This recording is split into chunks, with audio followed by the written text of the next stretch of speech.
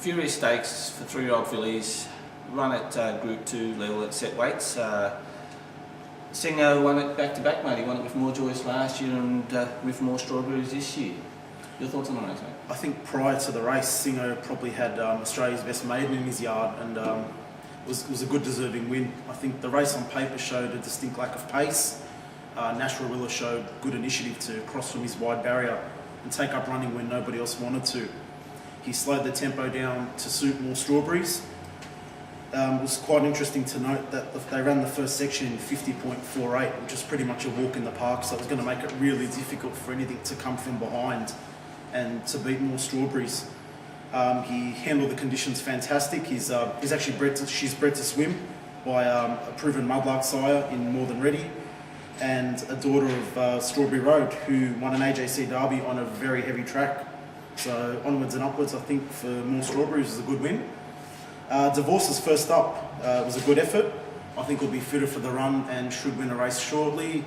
And the hot pot favourite, Parables. On a day when the on-pace runners were actually favoured, it was never really in the hunt. Did battle on gamely. I think once it gets to 1600 metres, we are going to see the best of Parables.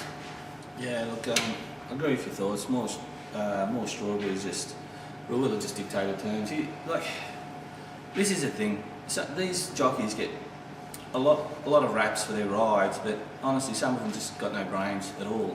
The first 3 races of the day clearly showed that on-pace runners were going to, if they were allowed to dictate, they'd win the races. No one even put any pressure on More Strawberries. It was just, without putting racing into disrepute, you'd almost think it was a boat race, mate. Yeah, they just let it stroll along in front, and Parables, they were happy just to be out the back, letting all this take place. And I said in my preview that I was concerned about Parables because there was no pace in this race, and it turned out that way.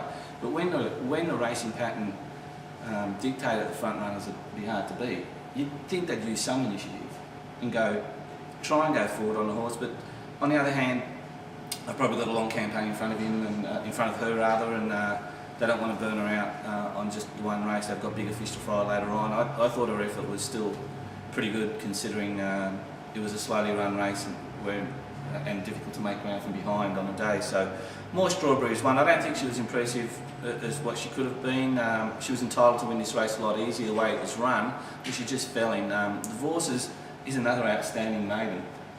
Group 1 place, ran 3rd in the Champagne last campaign. There's always promised to be a very good filly, a group filly, and she will win a very good race this campaign. It was only 14 yesterday. I think she'll be better suited over a mile and further.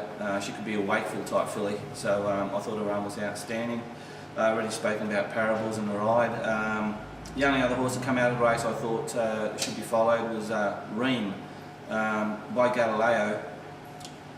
She's certainly going to appreciate a distance of greater nature now. She's ready to win her over a mile. She'd had a 7-week freshen up into a set weights race, which didn't suit her, but she still ran on nicely towards the end, and I think she could be an Oaks filly for David Payne. Anything else you want to add to that? That's pretty much it, mate. That's it? Okay, that's a wrap on the Furious.